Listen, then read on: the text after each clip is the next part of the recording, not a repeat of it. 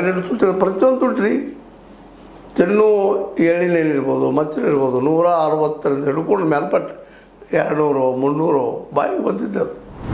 ಎಣ್ಣೆ ರೇಟ್ ಅದು ಬಟ್ಟೆ ರೇಟ್ಗಳು ಹಾಗೆ ತರಿಸ್ತಾರೆ ಮಾಡ್ತಾರೆ. ಇಡೀ ಮಾರ್ಕೆಟ್ನೇ ತುಟ್ಟಿಯಾಗಿ ಕೂತದೆ.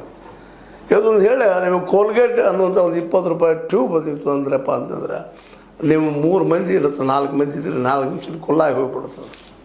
ಪ್ರತಿಯೊಂದ್ರಲ್ಲೂ ಮೋಸ, ಪ್ರತಿಯೊಂದ್ರಲ್ಲೂ ದರ ಏರಿಕೆ. ಮತ್ತು ಬಸ್ ಹೋಗೋದು ಮಾಡೋದು ಏನೋ ಒಂದಿಷ್ಟು ಹೆಣ್ಣುಮಕ್ಳು ಫ್ರೀ ಮಾಡಿದರೆ ಕರ್ನಾಟಕದಲ್ಲಿ ತಿಳ್ಕೊಂಡು ಹೆಣ್ಮಕ್ಳಿಗೆ ಆ ವಿಷಯ ಹತ್ತಾ ಇಲ್ಲ.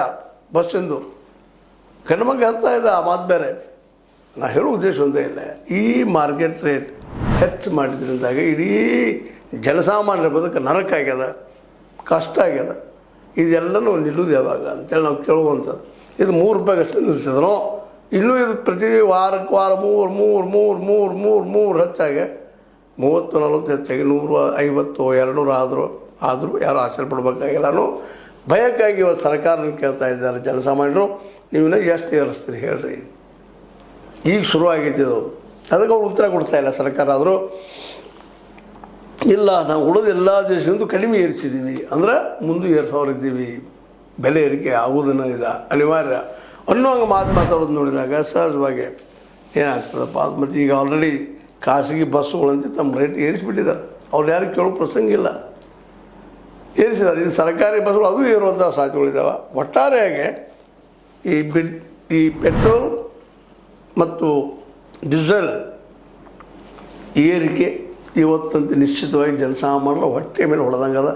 ಮತ್ತು ಇನ್ನೂ ಏರಿಸೋ ಸಾಧ್ಯತೆಗಳಿದ್ದಾವೆ. ಹೀಗಾಗಿ ಮುಂದಿನ ದಿನಗಳು ಒಂದು ರೀತಿ ಬೆರಗಾಳೆ ಬಂದಂಗೆ ಆಗ್ತಾಯಿದೆ. ಬೆಲೆ ಏರಿಕೆಯದ್ದು ಜನಸಾಮಾನ್ಯರು, ಬೀದಿ ಬದಿಯಲ್ಲಿ ಬದುಕುವವರು, ಸಣ್ಣ ಮನೆಯಲ್ಲಿ ಬದುಕುವವರು ಅವರೆಲ್ಲರಿಗೂ ಇವತ್ತು ಯಾವ ಪ್ರಸಂಗ ಬಂದದಪ್ಪ ಅಂದರೆ ಹೆಂಗೆ ನಾವು ಉಳಿಬೇಕು ಅಂತೇಳಿ. ಯಾಕಂದ್ರೆ ಆಲ್ರೆಡಿ ಮೋದಿಯವರು ಇದು ಕೋವಿಡ್ ಅಂತ ತಿಳ್ಕೊಂಡು ಮಾಡಲಿಂತಿದ್ದ ಅಂದ್ರೆ ಕೋವಿಡ್ ಮಟ್ಟಕ್ಕೆ ಹೋಗ್ತಿದ್ದಾರೆ.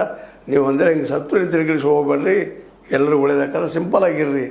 ಸಿಂಪಲ್ ಲಿವಿಂಗ್ ಹೈ ಥಿಂಕಿಂಗ್ ಅಂತೇಳಿ ನಮ್ಮ ಹಿಂದಿನ ವಿಶೇಷವಾಗಿ ನಮ್ಮ ಲಾಲ್ ಬಹದ್ದೂರ್ ಶಾಸ್ತ್ರೀಜಿಯವರು ಹೇಳ್ತಾಯಿದ್ರು. ಜೊತೆಗೆ ಗಾಂಧೀಜಿಯವ್ರ ಬದುಕು ಅತ್ಯಂತ ಸಿಂಪಲ್ ಇತ್ತು. ಅದಕ್ಕೆ ನೀವು ಇರೋದು ಇವತ್ತು ಮೋದಿಯವ್ರು ಹೇಳ್ತಾ ಇದ್ದಾರೆ. ಅದು ಹೇಳಿದಾಗ ಮೋದಿಯವ್ರ ಟೀಕೆ ಬಂದ ತಕ್ಷಣ ಅವರು ಇವತ್ತು 2 ಗಾಡಿಗೆ ಬಂದು ಹಚ್ಚಿದ್ದಾರೆ. ತಮ್ಮ ಮಂತ್ರಿಮಂಡಲನೂ ಕೆಲವೊಂದು ಚೆನ್ನಾಗಿದ್ದಾವೆ. ನಾಟಕನೋ ಇಡೀ 5 ವರ್ಷ ಮುಂದಿನ 5 ವರ್ಷ ಹಂಗೆ ಮಾಡ್ತಾರೋ ಗೊತ್ತಿಲ್ಲ.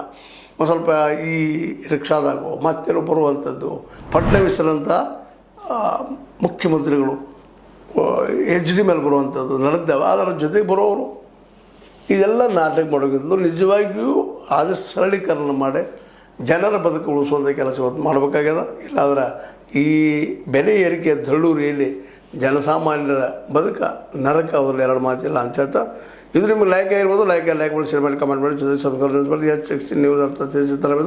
ಸತ್ಯದ ಕೈಗಳಲ್ಲಿ ವಂದನೆಗಳು.